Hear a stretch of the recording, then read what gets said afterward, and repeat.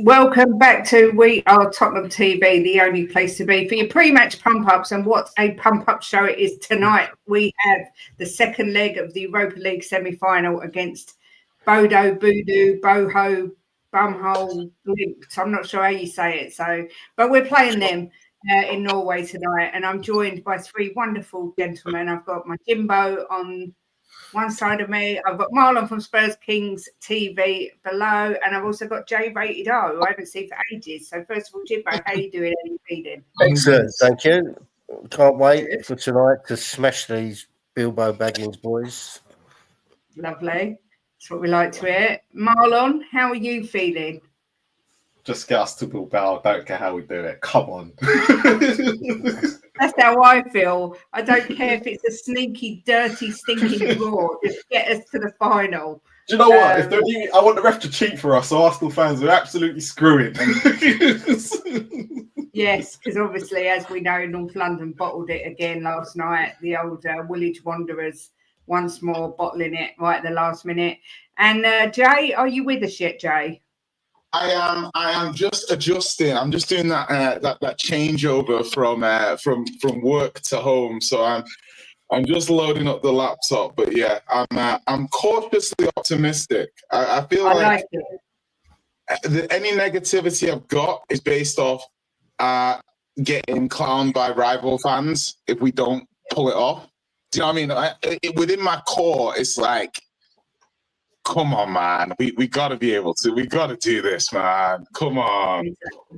Exactly. When I was planning this show, I thought, who can I have? And I thought, Marlon, always got a big smile, always optimistic to an extent. And then I thought, Jay's the most optimistic fan that I know, apart from Jimbo. So it was a perfect choice for who to have on the show tonight. Yeah. But appreciate it. Thank you. There is a little bit of Dr. Tottenham about this statement that I'm going to make, but I'm refusing to believe it's going to come true. No 2-0 first leg semi-final deficit has ever been overturned since the competition was rebranded as the Europa League in 2009-2010. You've got to go back 37 years when the competition was the UEFA Cup, when Espanyol beat Club Brugge 3-0 at home to overturn it and win 3-2 on aggregate. Jimbo, I'm a firm believer that tonight's game is going to be a case of we've got to score the first goal. We cannot let them score the first goal, and particularly not early. What are you thinking? I'm thinking that we're a better team than them, right? They're not all of a sudden going to put on this cape and become Real Madrid, right? They're Bodo, whatever their name is, Baggins, and we will beat them. We're a better team than them, Kate. So I'm not worried in any way whatsoever. They're not just because they've gone home and playing on this plastic pitch going to become world beaters. We're a better team than them all round, and we will win. I'm so confident. Are you not a little bit concerned that if, say, in the first 10 minutes they scored a goal, wouldn't you start sweating a little bit? No. I said to you last night, there is no way on this planet that Arsenal will beat PSG And I'm telling you now, there's no way tonight that we will lose this game. We won't draw and we won't lose. We will win. Wow, strong words from Jimbo there, Marlon. I mean, are you of the same camp as me where you think it's going to be the early goal is essential? I mean, I'm pretty sure you'll be like me. And if they go 1-0 up after 10 minutes, your bum will start twitching a little bit. Yeah, do you know what? I actually said in my prediction that we'll go 1-0 down anyway. Oh, my God. But I predicted a 2-1 win. Don't get it twisted. Come on, I'm being Oh, positive. So, but I've said that we'll go 1-0 down, and they'll start having. And I think Bodo will have to start opening up a little bit because as the game goes on, they will have to start, and I think we'll catch them. And that's where I think we'll kind of get through tonight. And the bit that doesn't concern me is that everyone's kind of going that Bodo are unbeatable at home, but they got beat by a poor Karabag side who we beat. And I have been worried about Bodo, but they like to have the ball. The problem is we play better when we don't have the ball. So this is why I'm looking at it going, I can see where we can go wrong, but I can also see where we can get at them. So for me, I think tonight is about, I think the team will have the mentality to get it over the line. And that's the only bit that's going to be really get me, is if they don't have the mentality. But all of them want this. And I think they've shown me in the last 3 Europa League games that they do want this and they are willing to go out and get it. And I think personally for them, it's what they want in their careers. And yes, we might finish 16th, 17th, but this could be massive. I said to you earlier exactly the same thing that Marlon just said. We've got a 2-goal lead, so we haven't got to go at them. Right?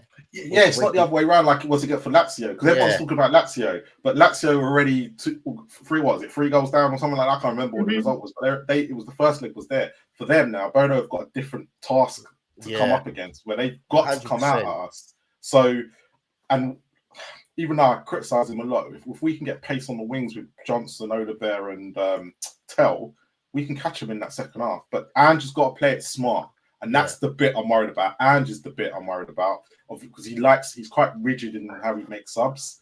And I think he's got to play the game tonight and not think that he's put his plan A on nothing. Yeah, I agree. I mean, Jay, a lot's been made of the fact that they've got a plastic pitch.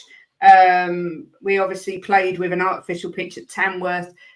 Their players have said that it makes everything a bit faster, and they've said it's particularly difficult for people prone to hamstring injuries, such as Mickey, because of the way the speed of not the grass, but the speed, and it's hard to turn. Do you think that'll make any difference tonight? I think the one thing is fate. So I think about little things that have built up to this moment. The fact that Ange managed against Bodo, and has played on this pitch before, it's just one of those unique quirk of fates that just makes everything tie in, And you look at Mickey as well. I actually think he's changed running cadence a little bit. I always used to think with Van der Ven, he dived into tackles that he didn't need to dive into because he's so fast. And getting down, getting up, getting down, getting up. It's been one of those things where I'm like, okay. So with the pitch, I think it's one of those things where it's like we have to look at it. Like you mentioned, Karabag went there, and Karabag were decent. When we played them at home, they were decent. So I look at this from the point of view of we've got our first choice backline. I trust the team after the Frankfurt game. I almost think most of us think that Ange tactically is sometimes a little bit cavalier. Let's say let's be optimistic, cavalier. But when you look at it from the point of view of he selected Bazuma and Richarlison in the first game, a lot of fans were worried. Both of them put in a good shift and helped contribute to the win. So I'm thinking the pitch shouldn't be a huge issue for us. Obviously, it's these are top level professionals. I don't want us to start. It's almost like I don't want us to use it as an excuse. We came to this competition ranked as one of the best teams. We're fulfilling our level, as it were. So let's see what we do. But I'm hoping that the players don't think about it. They just go out there and play. They don't think, oh, this is this is a different pitch. I need to hit it like this, or just play your games. Just do what you need to do. Yeah, I agree completely. Obviously, the team news will be out soon enough. Jimbo, sad news. Madders is obviously going to be out because he's going to be out for the rest of the season and summer pre-season. I'm a little bit concerned about the creativity aspect. I'm expecting Kulu to play in the middle, although there's been people suggesting he might start on the wing. Where do you see the creativity coming from tonight? Yeah, from Kulu, I think I think there's no question he'll be in the middle. I think it'll be Bentancur, Basuma, and Kulu. So it come from Kulu. But look, it's another thing there. Like JG said, no excuses. We get injuries. Every team gets injuries. The first game we played them, they had injuries. So we can't use it as an excuse. It's part of football. You get an injury, you move on, you put someone else in. They who should be chomping at the bit to play and perform. So for me, it's not. It is a loss, but it's not for me a game changer. For definite. Yeah. Marlon, did your tummy sink when you heard about Madders, and are you agreement? Do you think it's Kulu that needs to step up tonight to bring that creativity and the spark into the team? I would. Do you know what? It was expected with Madders. He's been in the squad for too long, and he was due another injury. For the way we play, I think people might understand this a little bit more. But Madders is not used effective enough in an Ange system. So I know he's been good in the Europa League games from the quarterfinal onwards. But when you actually look at us as a whole season, Madders doesn't create much anyway. We tend to create stuff from it's all chaos, and Kulu was benefiting from that when everyone got injured and when Maddison wasn't around anyway. So for me personally, I don't think we need the creative spark tonight. I think we need to go exactly and look at their weaknesses. They're not very good in the air, as we saw in the first leg, and they can be caught on the wings. So actually, how much of Maddison's goal came from him running directly from the ball over the head? He didn't create nothing else in the rest of that game. So actually, for this game, I'm not so worried. If we were to get through, that's when my concern with Maddison will come into play. And to be fair, if everyone's talking about Tamworth, Maddison's crap on the plastic pitch. That's true. So he's going to be. So I get what everyone's talking about, but I'm not worried about Maddison tonight. It'll be more for future games. There's certain games where I think we need a Maddison. But tonight, I think Porro needs to get on the ball a lot more and needs to just put those balls into the box. Just keep going. But I think that does also show us in the squad. I guess it's exacerbated by the fact that Bergval's out as well simultaneously. And I say, like, in terms of the style of player that we've got, if you look at our midfielders, who of our midfielders would you say can pass the ball, break lines, pass the ball like 10 meters plus? Yeah, into space, right way. You're looking at Bergval and Maddison as being 1 and 2. You probably put Bentancur there as number 3, but then those are the 3. So we're missing 2 of them. So as soon as we conceded the goal in the first leg, and Maddison's injured, I'm like, oh, this is a lot harder than it should be. But then on the flip side, Kulu earlier in the season, he's the one who was getting the ratings. He's the one where people were saying Madders should be on the bench and stuff like that. So, if you look at it from the point of view of the league games don't matter, per se, and we've got one game after this, which we'd have to play without Maddison and Bergval against a United side that's not beat us since 2022. So, yeah, you know what I mean? We've just got to get through the game today. And I think the mentality's got to be careful that we're not coming at it from a get through the game point of view. As fans, you can think we need to get through the game, but the players can't play like that. They have to go to win the game. Because if they play to try and hold on, like you say, all it takes is a dodgy deflection, 30-yard screamer.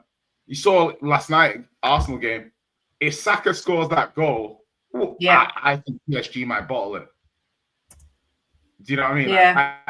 I think in that moment, if Saka scores, I do think they get the equaliser. Do you know what I mean? And that's what moments are in games. So in theory, we're going to have moments in this game that we're going to be on the back foot, and they're going to be pressing, and they're going to try and create stuff. So we really need to stand firm. We need big. I was having an argument with an Arsenal fan before. He was trying to say to me that he thinks Kivior's better than Romero. I said, it was Stefan, by the way. so I said, obviously, yeah. So I said, obviously, that's crazy. But his argument was about the mistakes that Romero's made, the quality of his performance. And, you know, I'm out here defending him, but I'm like, okay, you know, we need big games from our captain. Do you know what I mean? We need a big game from our captain to deliver. But I'm optimistic. You know, this is the game that these players should want to play in. You have a big chance to win a European trophy. Like, you better be. You know, sometimes we play games this season and we've not been up for. We just better be up for this game. Do you know what I mean? But no messing about. Oh, team's in. And Kate and Jim are frozen. It looks like me and you, Jay.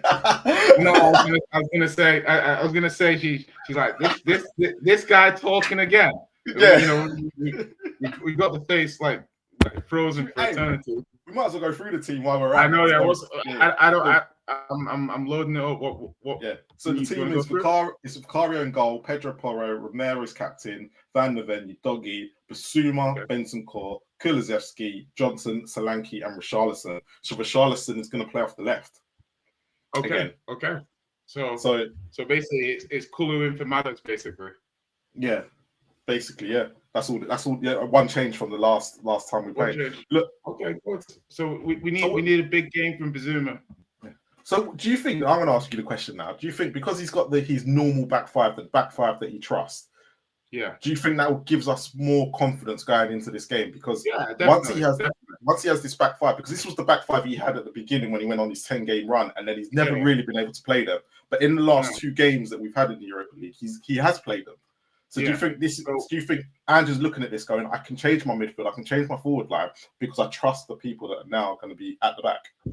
I feel like even against Forest, you know, like the defense was solid after it wasn't obviously to concede those goals, but it was like that's the microcosm of the broader season.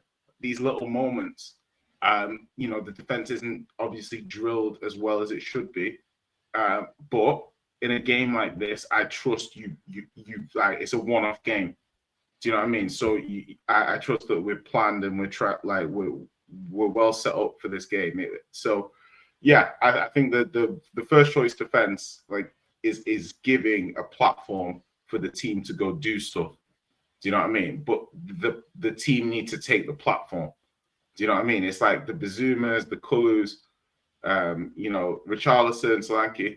Like, obviously, I think the pull to the back post is obviously going to be, you know, a go-to here.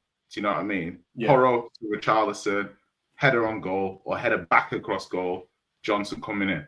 Yeah, that's going to be a move for us tonight. So I like Richarlison. I've always liked him. I think he's an honest, good player.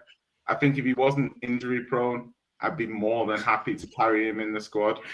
So the question is, speaking of Richarlison, do you think it's a massive risk? Because obviously Solanke's not 100% fit. Do you think it's a massive risk playing the both of them, considering them is the possibility of going to extra time? I feel like you go to win the game. Like, do you know what I mean? And it's like, if you look at the bench, you know, we'd still have Tal, we'd still have the Bear. Obviously more as well. Yeah. So, you know, you can change the entire front line really. Obviously there's a drop off, but I think you're hoping that Solanke's good for 90. Like, do you know what I mean? It was just a little knock and he's good to go. That's what my expectation is. My expectation is Solanke's going to play the 90. Richie is going to play like 60. And then the left wing choice is one where I'm like, I don't love Tells like pressing and stuff like that. I think when I'm watching him do stuff, I'm like, I think he's an egomaniac. Like, do you know what I mean? Like, in a jokey way, he's like he's playing and he's always like he's taking a lot of responsibility, and eventually the talent will match up with the mindset. But sometimes when I'm watching him, I'm like you're doing a lot. Do you know what I mean? Like he's pressing, he's running, he's energetic, he's busy. But at the end of when I'm looking at what I've got out of his busyness, I'm like, okay, you know, he could just channel this in better ways. So, I'm very much looking forward to how we play today. So should go well. I'll just read out the bench as well because now that I've got it up in front of me. So it's Austin and Whiteman, 2 keepers. It's Spence, Davis, and Dancer and Gray, Sarr, Oluse, Ajayi, Odegaard, Moore, and Tell. So the question for you is Romero being captain. Yeah. Will Romero be able to stay calm enough if we were to go 1-0 down tonight? I think yeah, that's a good question. I think obviously it's one of those where who are the talkers in a game like this? Like who's talking to the players and getting them through the match? So I think Romero, when I watch him, he doesn't seem a huge talker. No. Do you know what I mean? He does talk a little bit, but he's not like a proper organizer and stuff like that. And I do think that when you don't have a manager that's very proactively, you know, shouting, you know, when I was watching all the semi-finals in the Champions League, yeah, you see all those coaches are right on their touchline. 95% of the time, they're outside of their technical area, screaming instructions, screaming tactics, we look at us, and Ange doesn't do any of that. It's not. He's not inclined to do that, is he? He's never a manager. He's like, you're out there, you deal with it, kind of scenario. We're kind of snobbish because we are English, just the English Premier League. We go, no, that's not what we see from top managers, and that's why we kind of go hands in pocket. It's just not the way we're inclined to. But Ange is completely different. But still with the instruction point, like to circle it back in terms of like having talkers on the pitch, you know, having people that can talk the team through. So I think Romero is going to lead, if not just by, you know, vocally, he's going to lead by performance. You know what I mean? Like nothing silly, no early bookings. Let's try and take the crowd out of it. Like let's get the crowd out of it. Let's not do things that's gonna get the crowd going. Do you know what I mean? And that's what Romero is capable of, unfortunately, doing sometimes, is that a slightly mistimed tackle or this or that, you know, like breaking on goal, blah blah blah. So you know, I think it's one of those where you want the players to manage the game effectively. Let's try and that comes from the whole team.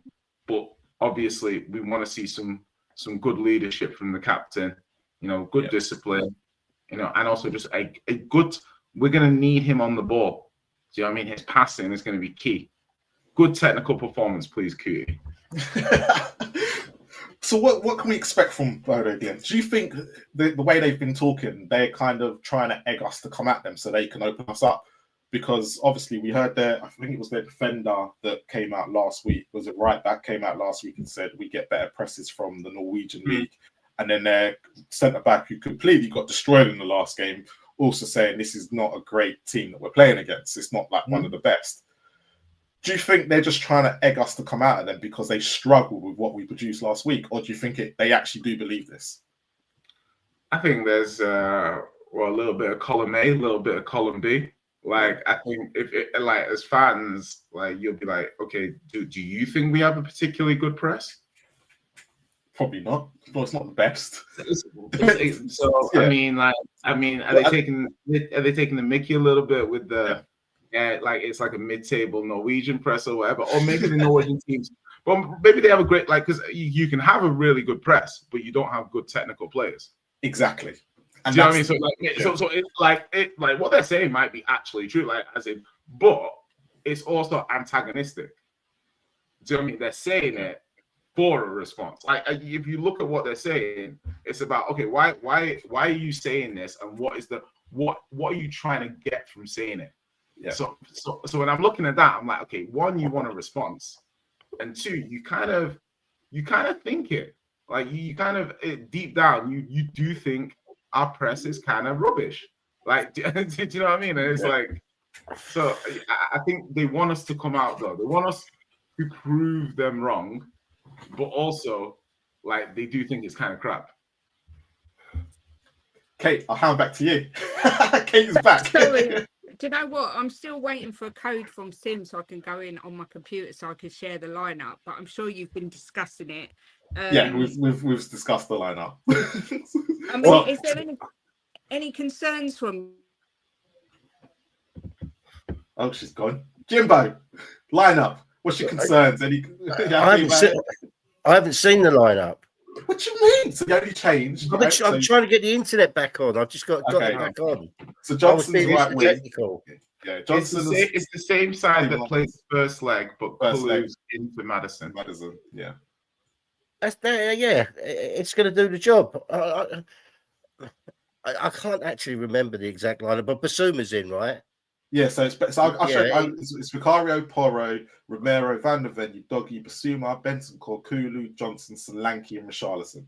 Yeah, that's practically what I said this morning on Kate's show. What I expected. Yeah, we'll be fine. This is like, look, it's a Norwegian team, and I know that everyone's bumming them up, but most people are these pundits are bumming them up because they want us to lose. That's what it is. We should go there. We should be fine with that team. Who's on the bench? Who have we got on the bench? So we got Austin Whiteman as the two goalkeepers. You've got Spence, Davis, Danso Gray, Sa, Oluse, Ajayi, Odobert, Moore, and Tell. Yeah, we'll be fine. I honestly, I'm not. I don't know about you guys, but I'm not worried. I'm not sitting here. What's happened here? I'm back. I'm back. Sorry, guys. Sim called me just as I was about to talk to you. Amateur Kate. Honestly, I was getting so stressed. I was just Sky TV or Sky Broadband are going to get such a moan from me. But look, everyone, this is the lineup. I know that Marlon's probably read it out, but just so you can see it on the screen, it's Vicario in goal with Porro, Romero, Van der Ven, Doggy, then Basuma, Bentancur, Kulu in the middle, exactly as we said, Jimbo, Johnson, Solanke, and Richie. And then on the bench, we've got Austin, Whiteman, Spence, Davis, Danso, Gray, Sa, Oluwesi, Ajayi, Odobert, Moore, and Tell. Now, that to me says that we're going to play a game. I'm just trying to carry on, Marlon, like nothing happened. Says to me that we're going to have a game similar to the Frankfurt game. I expect us to sit back and try and get them on the counter attack. I don't know if anyone else agrees. Yeah, 100%, Kate. We don't need to go gung ho. We've got a 2-goal lead, so we could just play it nice and easy, get into the game, slowly get into the game, and as Marlon said earlier, they are going to come at us, in the beginning, in the first 10 minutes. We just got to weather that storm and play our game, and we should come away comfortable winners.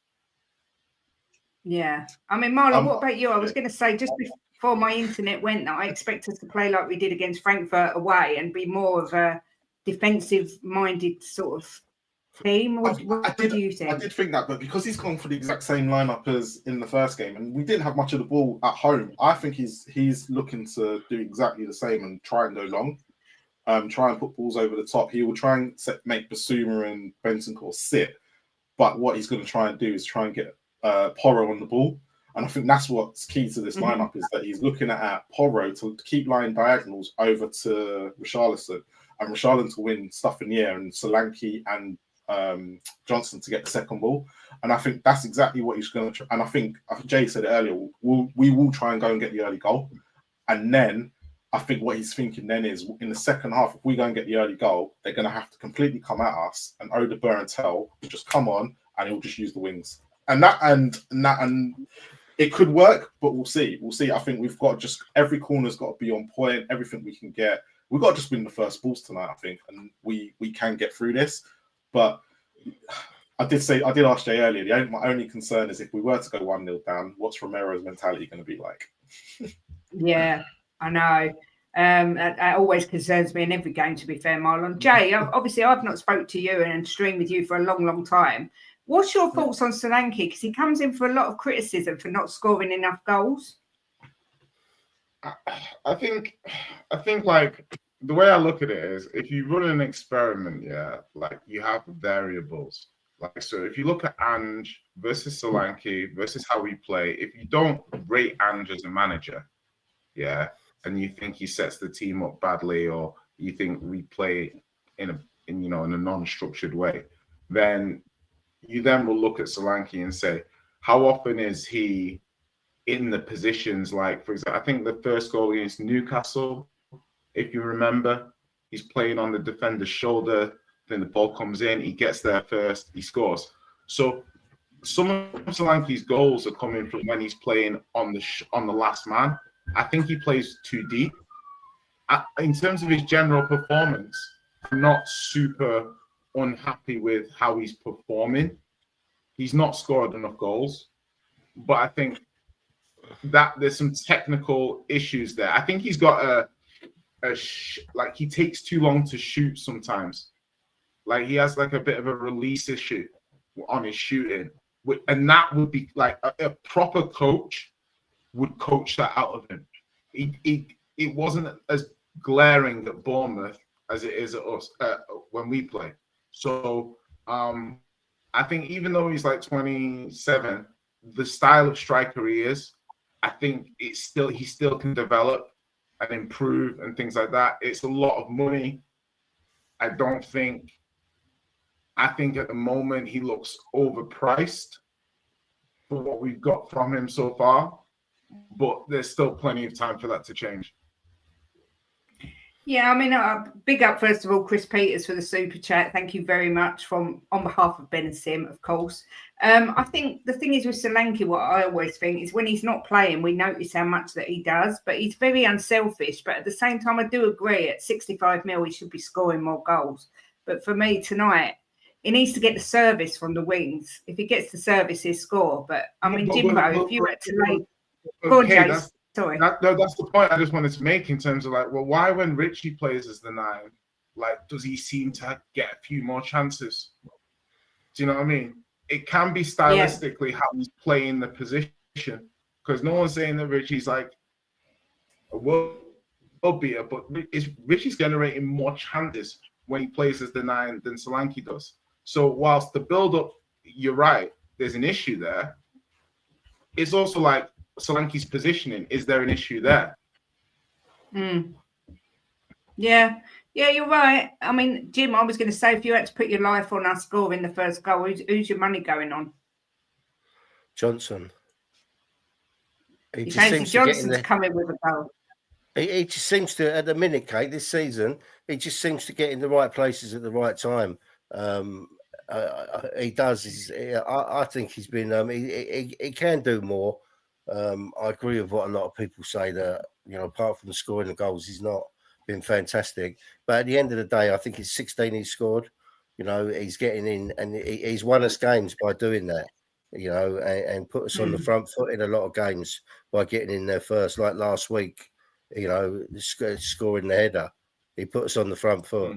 So if I have to put my life on it, I'd say the first goal's coming from Johnson. I mean, I've never played football in my life. If anyone ever cares to ask me that question, never ever. But if you play on an artificial pitch, Marlon, I don't know if you'll know the answer to this, and you go in for a tackle, are you more likely to go in hard because it's a faster pitch?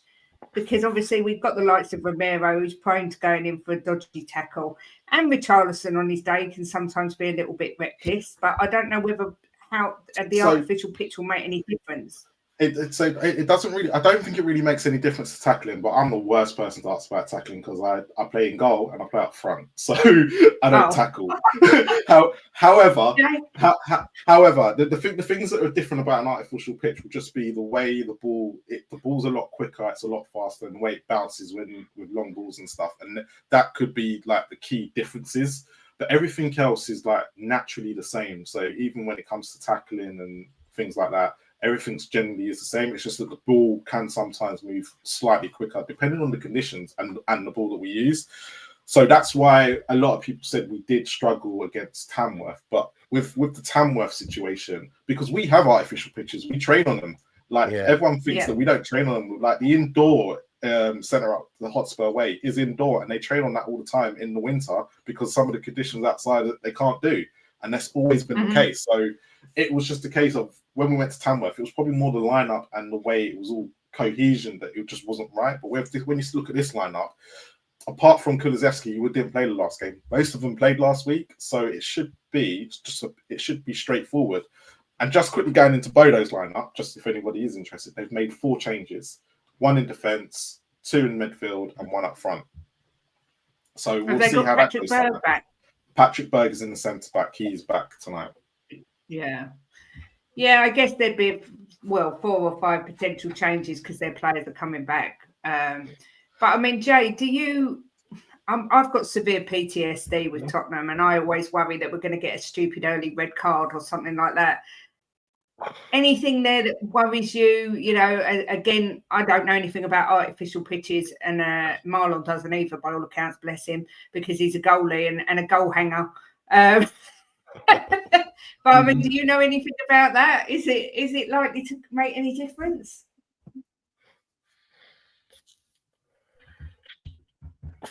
Jake froze. His Wi-Fi's gone as well. Am I the only one tonight? Yeah, he's here. Is he back? Jay, are you back? I am back. Okay. Do you know anything about the artificial pitch, the tackling, and are you worried that we might do something stupid and get a red card or something? So, like, I've been looking at stats. I've been analysing some of the stats, and I think their win percentage is around 50-55% when it's 7 degrees or more. That's what the streets are saying. So I think the temperature today is around 7 degrees, maybe a little more, a little. I'm not too sure. I'm not a weatherman. But in terms of the actual play, like it's gonna work. It's gonna work for them because it's a tight stadium, tight pitch. They know the conditions. With regards to this, it's one of these interesting ones because it's like you see some of the big results sometimes, and you might see like they'll smash Roma when Roma rotated their team, or they beat Lazio in the snow when they weren't like, do you know what I mean, on a first leg. I feel like with us knowing about them and us knowing that they're going to come at us and try and be aggressive and do play well, I think we should be like mentally prepared for what this game is going to be like. Whereas I think sometimes with Bodo's other games, they've had the element of surprise sometimes. Whilst being a good team and the stadium, they've also had the jump on teams who might have rotated some players or underestimated them a little bit in a first leg game. So I'm looking at the team like we said before to try and just minimize the risk here. The problem sometimes is if you play a little bit too safe because you're trying to minimize the risk, you end up messing up a little bit. Do you know what I mean? Mm-hmm. So that's a concern. The team just has to play their own game and just try and impose themselves as best they can. But I think we can do it. I think we need to do it.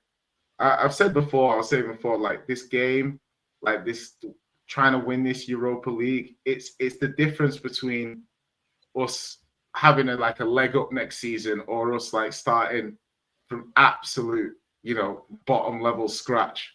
So 2 games, gigantic. The boys have got to do it. I think they'll do it. Yeah. Big up to SR, who has been a member for 48 months. Wow. Says, I don't like this at all. Why Richie doesn't make any sense anyway. Come on, you Spurs.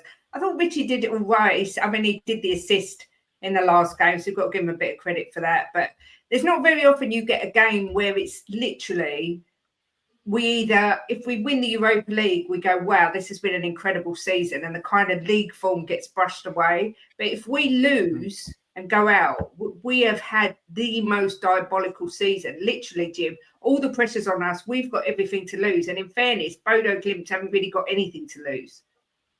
I blame Jim. Yeah. Look, Kate, when you're playing in the cups, right, it's completely different to playing in the league. And you look at each game and you think, right, if I win this game, we're in the next stage. I win this game, we're in the next stage. We're in the league, it's over 38 games. So you get a bit of a different mentality in the cup games.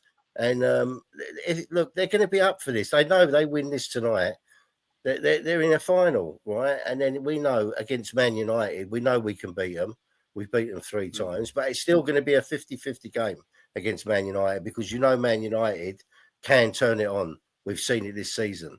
A couple of times they've come out and played really well. So it's going to be a 50-50 game. But let's not worry about the final. Let's just get over tonight. But it's a different mentality in the cup. And look, if they can't be up for this, right, and then we might as well shut the club down because this is what they play for. This is what they get paid for, right? And they should be sitting there saying, these fans have followed us home and away. These people buy Sky TV. They buy the shirts. They've spent a fortune to pay our wages. Let's go and do it for them. That's what they should be thinking, Like Conte said, do it for the fans. Yeah. What are we doing here? Yeah, exactly. Are you surprised at all, Marlon, that Spence doesn't get in the team, or are you thinking that by keeping him on the bench, if Porro or Udogie needs change, he can step into either? I said from day dot when Spence was playing well, I said the first thing Ange will do when Udogie was fit was he'll put Spence on the bench. It was not the case of that he wanted to play Spence. It was just more a case of convenience, and Spence started to perform. But as you've seen with Spence's performances in the last few weeks, you can clearly see he's dropping because he's not playing, which is kind of understandable. But at the same time, is it understandable? Or is this the behavior? No, but this is the behavior. Is this the behavior which is caused him to go on? Yeah, but if you look at the situation, he's probably been one of Spurs' best players. And as soon as Udogie came back, he literally put him on the bench. And if you're a footballer, you're thinking going, well, this man obviously doesn't trust me. And you will start to get in that impact because he fought to get back in the team. He fought to get back in Ange's plans. Yeah, and all of a sudden, yeah. And I get sometimes there is, but if you're looking at it from the way he's been treated by Ange, I'd be personally struck because I'd be like, I've actually played out of my skin. If we're being completely honest, I've kept Ange in a job.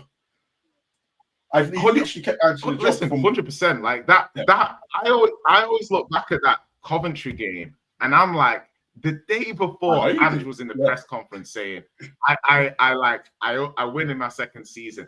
And I was just thinking, imagine you go out to Coventry the next day. That would have been wow. And you're right. But the one thing I'm going to say in kind of defense of Ange here is Porro did get benched. There was a game or two where Spence was starting and Porro was on the bench, right? But wasn't that because we had a Europa League campaign? We had the Europa League campaign, so he was trying to rotate. Yeah, but it was actually like Spence had the right back slot. But then I think the issue is Ipswich and Brentford, which we won, by the way.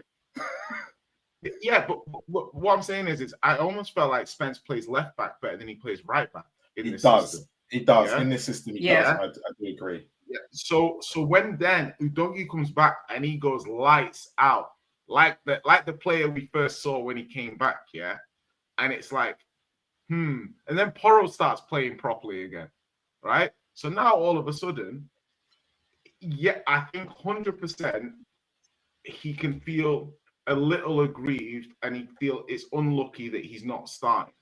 However, we have to also say that the other fullbacks have stepped it up. And they're both playing well.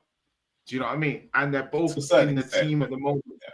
I think they're both in the team on merit at the moment. They're both playing well. I think with Udogie though, Udogie, to be fair, the last game against Bodo was probably his best game we've seen in a while. Before that, I wouldn't have said he was up to standard. And I think that's what. He wasn't like. No, he wasn't. I don't think he's been that great, and I think he's been. I don't know what it is. It's not the Udogie that I saw when he first came in and when he was going before the injuries, and I thought, okay, this is your doggy.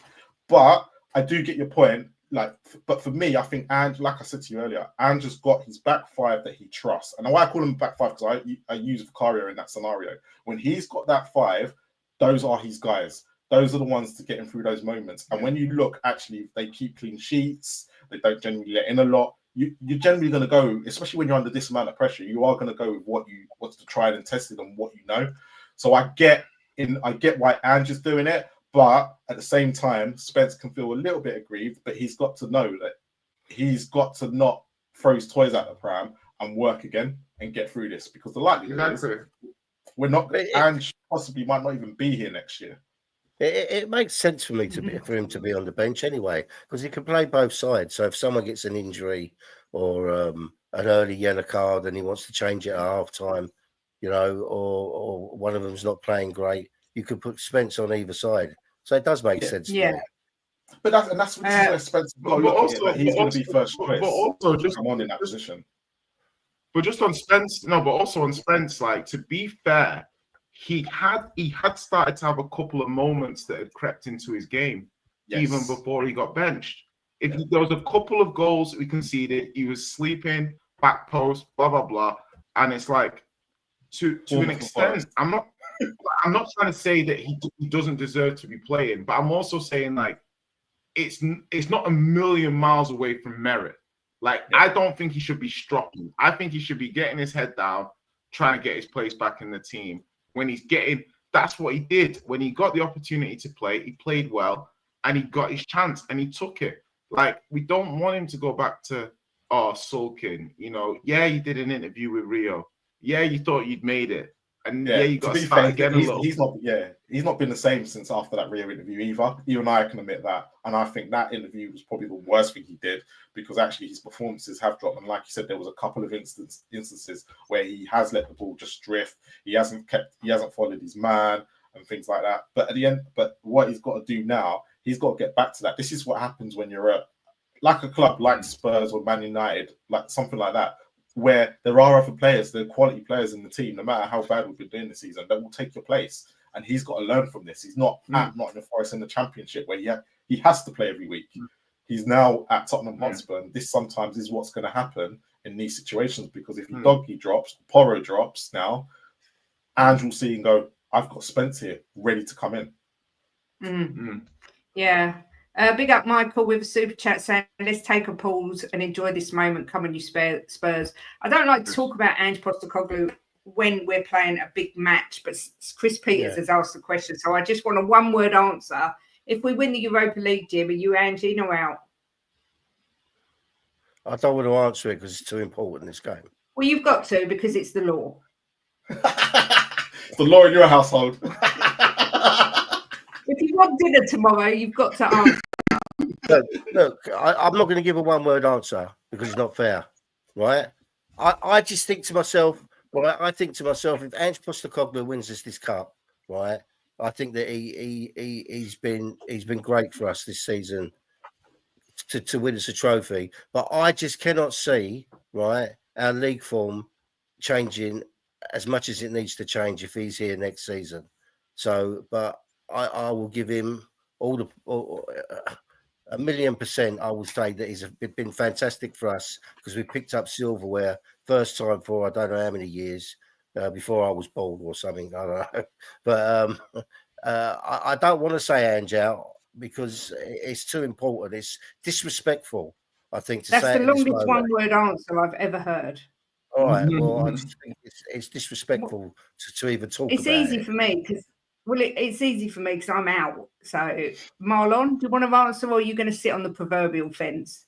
I'm not going to sit on the fence. All I'm going to say is Ange and our board don't mix. Yeah, I agree. And I hope he does win the trophy, because he could have been a decent manager for us. Yeah. Jay? I have to respectfully decline to answer the question until the end of the season. Yeah. He's out. I agree with Jay. He's out. I appreciate the question. I feel a certain kind of way, but I feel it's a very it's a very tempty-fatey question at this point in time. Let me just let me live in the present. Yeah, let's come back to me in 3 weeks. Yeah. Look, the viewers asked me She to made ask me a answer, question. Jay. I never had a choice. I wouldn't get any dinner. Yeah, otherwise. but you're in my house. But the thing is that it wasn't my He's gonna win question. tonight. Don't worry, he's gonna win. Yeah, Wait. if someone asks a question, I will always try and ask the panel what people ask. But there we go. Everyone's sitting on the fence, really. Apart from you. But I'm apart from me, I'm just savage. But it is that time with 7 minutes to go. I want to know what everybody thinks the score will be tonight and who the goal scorers will be. We've already got Adrian Parker saying 3-1 with Glimt scoring first. And Adrian Schroker said 2-1 Spurs. Marlon, I think you gave us your score, but who do you think is going to be the scorers tonight? What So score I'm did going Marlon say? 2-1. 2-1. Oh. They watch the Irish Hotspur, Jim. Yeah, I watched it, but Yeah. I forgot. I remember. 2-1. I'm going to go, after seeing the lineup, I'm going to go for a Basuma. Wow. Random Basuma goal. Yeah, that's where I'm thinking we're going to get one. And I think because I've given him so much crap this season, the other will be Brennan, BJ. Wow, we all love a BJ on a Thursday night, let's be fair. Gazza says 2-1 Spurs. Marius says 4-0 Patrick Berg with 4 goals. 2-1 Spurs to win. Cantab says 1-0, I'll take it. 2-2 Richie and Johnson says Chris. 3-2 says Shotter. Back-to-back 3-1s. Richarlison and Decky to score. 2-1 Spurs. 0-0. Johnson Solanke to score. 1-1 says Theo. What are you feeling, Jay? How are you feeling, and who do you think is going to score the goals? I'm gonna go 2-2. Okay. I feel like with these kind you know what, maybe I'll go 2-1 because I feel like with these kind of games, yeah, like last week when it was 3-0, it can either be 4-0 or 3-1. Like, so when you're looking at someone saying it's 3-1, yeah, it can either be you know, like kind of like a 3-1 or a 2-2. Do you see what I mean? Like that one goal swing can go either way. So I'm going to go conservative with 2-2 just because Kulu's not been in great form. I don't know what the midfield will look like. I'm hoping Bazuma has a big game. You know, but these guys will be up for it. So, yeah, you know what? 2-2. And who scores for Tottenham? Actually, what am I doing? What am I doing? I can't predict us not to win. 2-1 Tottenham. 2-1 Tottenham, love it. And who scores for Tottenham? Come on. I think Solanke will back, and maybe Kulu. Okay. Kulu to silence the doubters. Yeah, let that be nice. 2-2, come on you Spurs. We rarely do clean sheets, that's the truth. It's 3:23 in Japan and I'm pouring a beer. It's all or nothing. Big up to you. That's dedication if ever I've heard it. 3-3, 13-1. We could lose 1-0, 2-1, 3-2 and still make the final. 2-2 Son's not playing, but it'd be a miracle if he scores. 2-1 Spurs, Dom and BJ. Solanke to score another pen. 2-1 to Spurs. I'm going 2-1 to Spurs as well. I'm going for a header from Romero because he keeps going for these headers and he's getting closer and closer. So I'm going for a Romero header. That's the final, Kate. Anyway, they come. And I'm going for Brennan as well. I always stick by my guy, Brennan, to get another goal. 2-1 Spurs, says Bodo. Martin says, I think we will lose 2-1 but go through. Porro will score for sure, apparently. Porro hat-trick. Dolly Fluff, nice name, says 3-2 Spurs, just because they love to put me through the dramatics, but Tottenham till I die, whatever the score, win, lose or draw. Exactly. Brennan Johnson hat-trick, 5-3 on aggregate, 1-1. lots of different score lines. Few people predicted Bodo. Someone said 6-1 to Bodo. It's because no one trusts Spurs. Nobody. You can sense the way the season's gone, and you completely get it. But when it comes to the Europa League campaign, apart from that blip we had when we all got our players injured, we've actually been quite consistent in the Europa Leagues. So, and that's why I've been a bit like, when you look at the cups and when you look at the Carabao Cup, we only lost to Galatasaray, but we drew to a poor Rangers side, and Roma we drew 1-1 with. But those were when we were going through our crisis, and he did go and put a rubbish team. But then he lost to was it Alkmaar away again, all over them, poor goal, and we were like, oh my god, what are you doing? But the team's picked up. The team has shown us that they can do it. So I think, look, everyone's sitting on the fence, but look, Spurs will surprise us sometimes, and the way the season's gone, you can clearly see it's what we call a Spursy season. And I'm not usually this confident, but I just think for us tonight, I believe they know what they're doing. I'm really going by that. I really think so, and that's coming from me. Go on, Marlon. I'm loving this. Jim's rubbing off on you for sure. Every time I'm on the stream, it's almost like it's. Sorry. Go on, Jay. Oh no, I was saying like it's like the tactical setup in these Europa leagues. These setups in the Europa League have been quite good for Ange. You know, there's been some good adjustments and some good tactical choices. So I agree with what Marlon's saying. Like, you know, the last few fixtures, like the second leg that's when we played better. In the last few games, the second leg is where we've done most of our damage. So hopefully this continues the trend. It'll be nice to score an early goal. Just calm everyone down, relax. People start checking flights to Bilbao. They're already over £1,000. I checked. I'm like, oh, seriously. I'm like, what's my route? You know what I mean? I'm like, maybe I'll just go buy Croatia or something. I don't know. But the logic there is like, I think, is there a Eurostar that goes there or something? I don't know, but we'll get there somehow. Do people even still do the? I don't know. Like, do people still do the Eurostar? So there is a direct train from Paris to Bilbao. There is one. Yeah. See? Oh, okay. That sounds fun.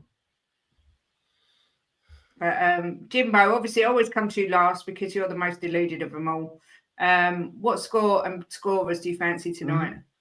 No sitting on the fence with me. I think we're going to go and smash them. I think they're going to be up for this, and they're going to come out, right? And they're going to attack us, and we're going to get them on the break within 15 minutes. We'll be 1-up. I'm going to go Johnson to score 2, right? I'm going to go Solanke to score 1, and they will get a goal. It'll be 3-1. So it'll be 6-2 on aggregate. I'll take that all day long, Jimbo. I'm sitting here now, and I can promise you I'm not worried one bit about this game. No. Well, if I see you worrying during the game, I'm going to film you, so there's proof. But before we go, and I have got to go in a minute because the watch along starts in 14 minutes. Marlon, what's happening at Spurs Kings TV? So we're probably not back until next week, but obviously we'll review this game. But if anyone would be like to subscribe, we're 40 away from 700. We're trying to hit 4K. We were trying to do it before the end of the season. We're not going to get there, but you never know. You might get there. You never know. I hit 1900 today. It's only took another year. But you know what? slowly catching monkey, as I say. Jay, anything coming up with you? Not so much. I've got I keep on telling people I'm going to start a channel. I have a name now. It's called Agenda versus Facts. So we're working on it at the moment. So that's something new. But other than that, you can just find me, fluttering around. It's been lovely coming back on the show. It's been a great show. I feel full of Coy's spirit. Do you know what I mean? Yeah. Like, so I'm feeling, in as much as you can feel like that ahead of a semi-final. I think everyone feels that same feeling of like nausea / dread / come on, we could do this kind of thing. So yeah, it's been lovely to have you on. It's been a long time since we streamed together, Jay, so I really appreciate it. And you, Marlon, as always. And you can find me and Jimbo tomorrow from 12:30, where we'll be reviewing the game. And most weekdays we're there. Jimbo's spouting his usual nonsense. So if you want more Jimbo and less of me, then come on over. Because Jim, you know, he just don't stop talking, and I just occasionally pipe up with some sensible comments. But thank you very much to everyone that's watched the show. Make sure you smash the like on the way out. And Get can I behind just the say, boys. Kate, Yeah. can I just say, if everybody wants to be cheered up tonight, go to Kate and Jimbo and just watch the intro of our show from today. You've only got to watch the intro, and it will put a smile on your face. I can promise you. We changed the intro today. It's not free porn, is it? It's a 3-minute song dedicated to Arsenal's failure with photographic evidence. So it is porn. It's porn for every Spurs fan. But listen, enjoy the game, everyone. Let's hope we're all smiling at the end of it. Thanks again to everyone who's joined us. And as always, come on, you Spurs. Come on, you Spurs.